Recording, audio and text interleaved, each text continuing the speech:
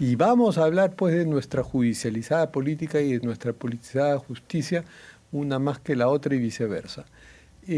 Este día habíamos tenido, algunos pues la expectativa que empezaba la audiencia de prisión preventiva de Nicanor Boluarte y otros involucrados en el caso Huayquis en la Sombra.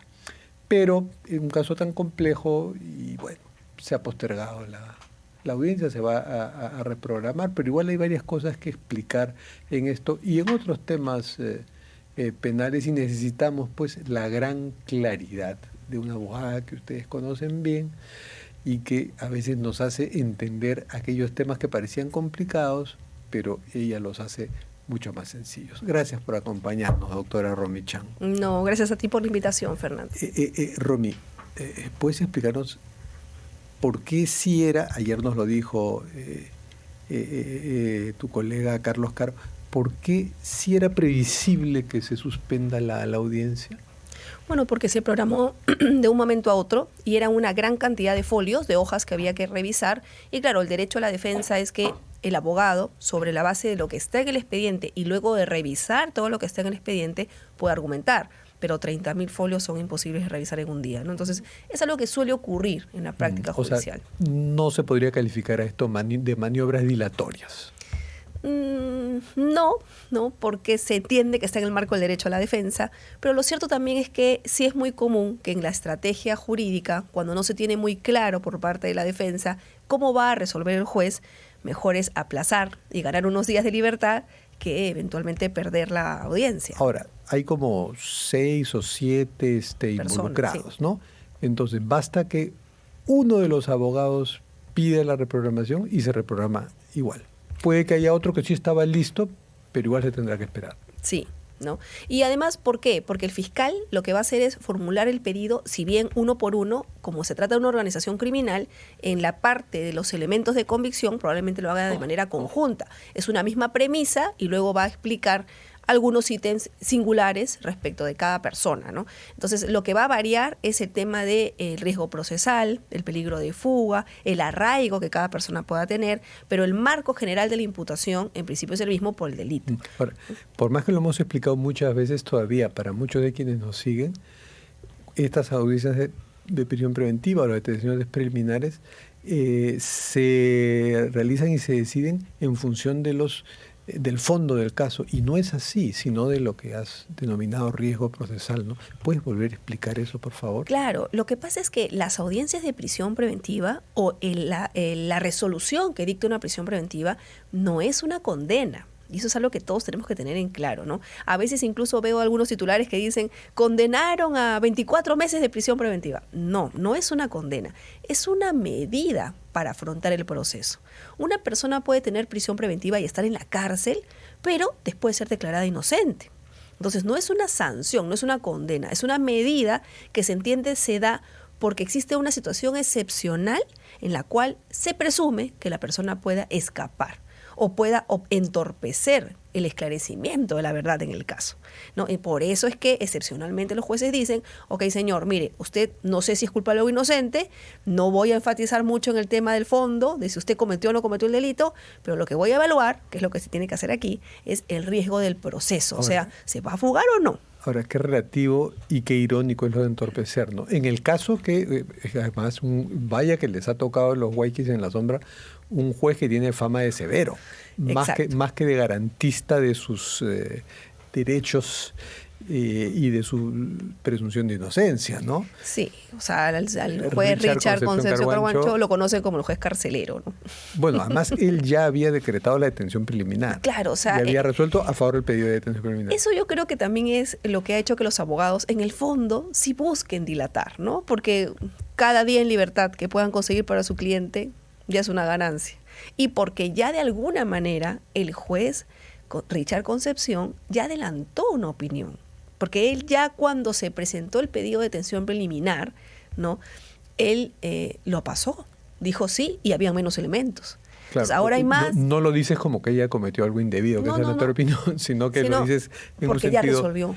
Claro, en un sentido, digamos, retórico, claro. Como ya había visto una parte del caso donde fue severo, entonces... Es bien difícil que ahora... Se puede prever que va a ser igual. Claro, que ahora diga, no, a mí me parece... Con más elementos, porque es cierto que hay más elementos, sí. ¿no? Pero sí hay una cosa que cambia, que creo que puede jugar a favor de repente, sobre todo me parece a mí del abogado implicado, que es el doctor Mateo Castañeda, que es que... uno de los argumentos que utilizaba la Fiscalía es que al encontrarse en el poder, porque él era el abogado de la presidenta, ¿no? Y de alguna manera en ese cargo estaba realizando algunos actos supuestos, ¿no? De tráfico de influencias, de interferencia, entonces había un riesgo de obstrucción en el proceso. Pero ese riesgo ya no existiría hoy en día, porque él ya no es abogado de la presidenta, dejó los casos, ¿no? Y claramente se ha visto públicamente ahora, que el ya tema dejó esa línea del riesgo procesal, cuando hay el hermano de una presidenta, es muy grande. En el caso del señor Boluarte, sí. Y es bien relativo, porque ¿dónde hay más riesgo de que trate de obstruir el proceso? ¿Estando libre o estando preso? Porque estando preso, ahí vamos a tener, estamos hablando con presunciones más políticas que jurídicas, ¿no? Pero vamos a tener pues a una señora presidenta de la República que quiere mucho a su hermano, lo ha dicho. Le mandó el abrazo. El abrazo volado. Sí. Cuando él estaba en las galerías. Además creo que le interesa que todos sepamos que es así, ¿no? El abrazo volado que le dio energías para hablar 5 horas seguidas, ¿no? Así es. Entonces lo quiere mucho, es su hermano, es un hermano tutelar. Sí. Para ella ha demostrado un negacionismo de que él pueda ser responsable penalmente. Entonces, si lo llegan a apresar, vamos que muchas decisiones políticas podrían estar enfiladas contra los operadores de justicia, y eso es un peligro político, judicial, fiscal. Pero en realidad yo creo, Fernando, que eso ya es así, porque actualmente ya existe ese riesgo y ese riesgo va a permanecer de manera permanente durante todo el proceso. Se va a enervar. Se va a enervar, pero ya yo creo que si hay algo que estuviese en mano de la presidenta y si ella quisiera realmente ayudar al hermano e interferir indebidamente, ilegalmente en el aparato jurisdiccional, todo lo que esté en su mano, me queda claro que lo va a buscar hacer, si es que esa es su voluntad. Incluso ella está investigada por obstrucción a la justicia ligada a este caso. Exactamente. Por haber... a través del brazo político, ¿no? Que es el Ministerio del Interior, exacto, haber desactivado pues el equipo especial que apoyaba a los fiscales, que son los que están pidiendo la detención de su hermano. Y eso es justamente lo que creo le va a jugar en contra al hermano en esta evaluación que va a hacer el juez, ¿no? Es más, no olvidemos que incluso el día de las detenciones preliminares, los medios la captaron en la oficina del abogado Mateo Castañeda. O sea, ella en persona. Y eso pues de que no, vine a mirar cómo estaban mis casos con el hermano detenido. Mientras el abogado Nicanor Boluarte, el doctor Luis Vivanco, estaba en la antesala del ministro del Interior. Así es. Que en ese momento era ministro de... No, lo habían hecho, lo acaban de hacer. Justicia, ¿no? Viceministro de Orden Interno, ahora ministro del Interior, sí. Juan José Santibáñez. Así es, tienes razón. Entonces, claro, yo creo que ya actualmente ese riesgo existe y eso es lo que el juez va a valorar, ¿no? Si es que no se le diera la prisión preventiva, igual yo creo que va a seguir existiendo esta sensación de posible interferencia porque uno es el hermano y dos porque recuerda que la Fiscalía puede pedir en cualquier momento la prisión preventiva. O sea, incluso si ahora pierde el caso y el juez dice infundado el pedido de prisión preventiva, eso no significa que frente a un nuevo elemento, la Fiscalía en 2 meses, en 3 meses, pueda volver a pedir. Pero siempre con nuevos elementos. Ah, claro, siempre con alguna justificación. Cuando se vuelve a ver un caso, tiene que ser con nuevos elementos. Ah, por si supuesto. No se puede. Claro, ¿no? Por supuesto. Pero es que cuando hablamos de temas de prisión preventiva, los nuevos elementos pueden ser, se fue de viaje, por ejemplo, avisó. Hay uno que está surgiendo, ¿no? Que son las declaraciones que ya las han sacado más de medio, el Foco, el Comercio y otros, de las declaraciones de Víctor Torres, figura clave, porque no solo es un gran amigo de la presidenta y de su hermano Nicanor, sino que es primo de ellos. Claro, ¿no? Y que una de las cosas que dices, sin Nicanor no se hacía nada, algo así. Por eso mismo, ¿no? Entonces, en este eso caso lo dice va a haber... primo. Sí, en este caso va a ser siempre una espada de Damocles, sea que la pase ahora, que surfee la ola, igual va a venir otra ola constantemente. Y mira, para muestra un botón, a Keiko Fujimori no hace mucho le han vuelto a pedir prisión preventiva, ¿no? Entonces, esto es así. Lamentablemente, por eso es que la naturaleza no es, o sea, la regla no debería ser estar eternamente procesado. Esto de tener procesos contra las personas por 5, 7, 8, 9, 10 años, realmente yo sí creo que tiene que revisarse. O sea, uno no puede tener una persona procesada 10 años. Y está complicando el ejercicio del poder por supuesto. En todos los niveles. En todos los niveles. Y ojo, esto públicamente, los casos que vemos públicamente. Pero es la misma suerte que corren los ciudadanos de a pie. Hay personas, hay ciudadanos que tienen ahí 8, 9, 10 años de procesados y que no se libran del tema. Y algunos presos. Y algunos presos. Y claro, como no son personajes públicos, esto no se conoce, no sale a la luz. Pero ese es el sistema de justicia que tenemos y que yo creo que tenemos que buscar cambiar. Ahora, este caso también nos permite hablar de crimen organizado. Pues se promulgó, sin haber sido observada, una ley que implica algunos cambios en la consideración de qué es el crimen organizado, y ya el fiscal Jorge Chávez Cotrina, que es el fiscal especializado en crimen organizado, está protestando, porque entre otras cosas pues hay una definición que yo he estado tratando de... Yo decía, pucha, soy bruto, no lo entiendo, pero Romy Chang me dice que ella tampoco lo entiende, entonces ya me siento aliviado, que es que una organización criminal debe ser un eslabón de la cadena de valor de un mercado ilegal. Sí. ¿Qué es eso? Es que no sé dónde se les ha ocurrido plantear que para hablar de organización criminal, además de todos los elementos que ya se exigen, debe tratarse de una organización que actúe con la finalidad de obtener, de alguna manera, el control de la cadena de valor de una economía o de un mercado ilegal. Pero la pregunta es, uno, ¿qué cosa es eso? O sea, ¿qué cosa es obtener el control de la cadena de valor de una economía?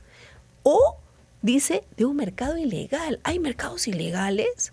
O sea, ¿a qué se refiere con mercado ilegal? El narcotráfico es un mercado ilegal, claro. y una parte de él podría ser este eslabón. Pero, por ejemplo, si hablamos de organizaciones dedicadas al sicariato, ellas tendrían el objetivo también de controlar un mercado ilegal. El mercado de la muerte. ¿Existe el mercado de la muerte? ¿Te das cuenta? Bueno, sí, hay precios y un contrato. Claro, el problema pues es que esto requiere una serie de interpretaciones bastante singulares. Que decir, bueno, por ejemplo, los cuellos blancos, ¿no? Que administraban justicia. Claro, ¿no? Que estaban buscando controlar, pero ojo, ¿eso es el valor de una economía o del sistema de justicia? Claro, el sistema de justicia. ¿Te das cuenta que ya eso se convierte en una mercancía prohibida? Pero ya estamos haciendo pues toda una... Exacto. Toda una alucinación. Una filosofía del derecho para llegar a algo que tendría que estar clarísimo en la ley. Y ese es el problema, que la norma penal debe caracterizarse por ser clara, lo más entendible para el ciudadano, no compleja al punto tal que eventualmente los abogados de estos organizadores, de esos criminales realmente, puedan tener cómo justificar o cómo salir del proceso. Entonces, no estamos ayudando a la lucha de la inseguridad ciudadana, a la lucha del crimen del día a día. Estamos ayudando al crimen del día a día. Estamos ayudando al crimen. Y es que acá tenemos un problema, ¿no? Como el nombre lo dice, el crimen es organizado, pero nosotros, con nuestros operadores de justicia y nuestras normas, estamos totalmente desorganizados para combatirlo. No vamos a llegar a ninguna parte así. Crimen organizado y justicia desorganizada. Desorganizada. ¿Qué tal combina el hambre con la necesidad? ¿Qué tal la ecuación, no? Y a propósito, en esto que ya no sé si es organizado o desorganizado, pero que el defensor del pueblo, Josué Gutiérrez, defensor del pueblo con tantas prioridades que hay en el Perú al respecto, haga una acción de inconstitucionalidad contra la ley de extinción de dominio, que entiendo que a algunos les puede preocupar eso y promover legítimamente una acción de inconstitucionalidad, pero el defensor del pueblo... A ver, esto tiene un tema bien singular, Fernando, porque cuando salió la norma, inicialmente no se llamaba extinción, se llamaba pérdida de dominio. Luego, debido a las críticas que recibió en la doctrina, porque la Constitución peruana no prevé como la colombiana, que es donde nos copiamos, que haya una especie de pérdida de propiedad producto de una resolución judicial, así de esta naturaleza, y que no sea expropiación. No, eso no lo prevé la Constitución. Entonces, claro, hubo un montón de críticas y se cambió la norma y se dijo, ok, extinción de dominio. Y bueno, ya un poquito ahí se empezó a masticar el tema y se dejó ahí. Muchos han seguido cuestionando, oye, esto es ilegal, esto no tiene un amparo constitucional, pero ya se han planteado una serie de recursos constitucionales, amparos, habeas corpus, y al final nadie los ganó. Y la norma ha estado así ya 6 años. Esta norma es del 2018. Entonces, claro, en su momento había un tufillo que permitía cuestionar, sí. Pero después de 6 años, que el defensor del pueblo diga, voy a cuestionar esa norma, habiendo sido abogado el señor Cerrón, ahí está el problema, ¿te das cuenta? Porque ahí realmente la pregunta es, ¿está pensando en la aplicación correcta o incorrecta de la norma y cómo se puede mejorar? Porque de hecho esa norma se puede mejorar en muchos aspectos, ¿no? Para evitar abusos. ¿O está pensando en intereses particulares? Ahora, esa norma justamente también se piensa en que hay procesos muy, muy, muy, muy largos y mientras duran, pues en manos de un presunto narcotraficante o desaparecen los bienes, ¿no? Un cabecilla de organización criminal y todo. Claro, desaparecen los bienes. Entonces es como una especie de medida cautelar, ¿no? Pero es que, ojo, no es una medida porque le quitas la propiedad a la persona. Y ahí hay un problema que sí yo creo debe ser revisado, que es el tema de los terceros de buena fe, que a veces no se les reconoce bien el derecho. O sea, el tercero tiene que probar su buena fe. Pero a veces, ¿cómo pruebas la buena fe? No, es que tú debías presumir que la persona que le compraste era una persona que no tenía dinero para comprarse ese bien. ¿Y cómo puedo presumir eso? Yo voy al registro y me fijo en el registro de quién le corresponde y a eso ahí lo compro. O soy su empleado muy sumiso y claro. ¡pum!, me clavaron la propiedad. Perfecto, ¿no? Entonces, ahí habían algunos cuestionamientos, porque además, ojo, la extinción de dominio va no solamente respecto a los bienes que no se pueden probar, o sea, que no se puede probar cómo se compró, como una especie de enriquecimiento ilícito, sino también los objetos del delito, los elementos materiales del delito. Entonces, sobre todo eso. Entonces, ¿qué pasaba? Que en Lima no se aplicaba un poquito mejor, la interpretación era un poquito más garantista, pero en muchos lugares, en provincia, en Tumbes, en Piura, se aplicaba, pero para todo. O sea, te investigaban por robo, ya, perdido, extinción de dominio sobre el bien robado. Oye, pero ese bien es mío, decía el propietario. No, extinción de dominio. Justifica usted que es suyo, no lo puede probar, me lo quito. Habían abusos. Sí ha sido fuente de abusos, claro, contra algunos presuntos delincuentes menores. Pero ¿sabes lo que me sorprende? Ninguno de esos casos de abuso, ni siquiera una estadística respecto de la mala aplicación de la norma ha sido mencionada en la demanda que plantea el defensor. O sea, él no plantea la demanda, es una demanda por eso. Claro, o sea, él no lo hace por esos peruanos. A mí me da la impresión, porque si no los hubiera mencionado, ¿no te parece? Entonces, sí, bueno, ahí es donde está la suspicacia, ¿no? Es cuestionable. Y finalmente quería preguntarte si no sientes que en estos temas de huequis en la sombra y todo, que no son funcionarios públicos, la mayoría de ellos, o sí, algunos han sido, o en el caso de Fray Vázquez, que lo han dejado libre recientemente, ¿no? El sobrino del presidente Pedro Castillo, ¿no como que falta ahí una figura legal que penalice o que genere conciencia sobre el gran peso que con sus delitos puede tener alguien que, no siendo funcionario, sin embargo, instigue autoridades muy importantes como un presidente de la República a cometer delitos? Sí, eso de alguna manera sí ha sido resuelto por la jurisprudencia, o sea, por los tribunales. Por ejemplo, el caso de Nadine Heredia, ¿no? Se habla del tema de, oye, ella decía, pero yo no soy presidenta de la República. Sí, pero estaba siendo como una especie de funcionaria de facto, ¿no? Funcionaria en los hechos. Igual ocurrió, por ejemplo, el caso de Montesinos con el tema del asesor del CIN. Claro, es como, ¿no?, si Rasputín dijera, yo no soy culpable, pregúntele al zar, pregúntenle al zar, ¿no? Exacto, yo soy inimputable, yo soy un simple asesor, pregúntenle al zar. Es, ¿no?, muy bueno el ejemplo, ¿no? Entonces, ya la Corte ha dicho, hay funcionarios que también son de facto, le llaman, funcionario en los hechos. Y al funcionario en los hechos igual lo sanciona, porque finalmente es el que tiene el poder y es el que compromete la administración de justicia. Aunque pueda ser un el hermano de la señora ingenuo y un improvisado como... No, ese no es ingenuo improvisado. Me refería a Fray Vázquez. No, sí. Nicanor no es ni ingenuo ni improvisado.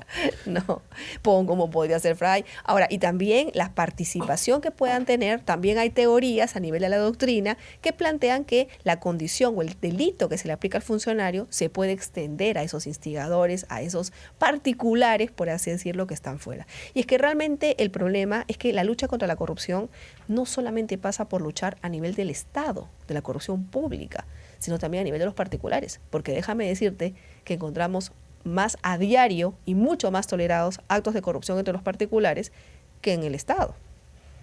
Bueno, muchísimas gracias, como siempre, por tu claridad expositiva y didáctica. Terminamos con nuestras cartas sobre la mesa. Pues, por favor, escoger una carta. A ver. ¿Qué dice la carta? Todos vuelven a la tierra en que nacieron, al embrujo incomparable de su sol. Un lindo val de César Miró. Así es. Muchas gracias, Romy Chan. Y nos vemos entre una pausa con el gobernador regional de Arequipa, Roel Sánchez.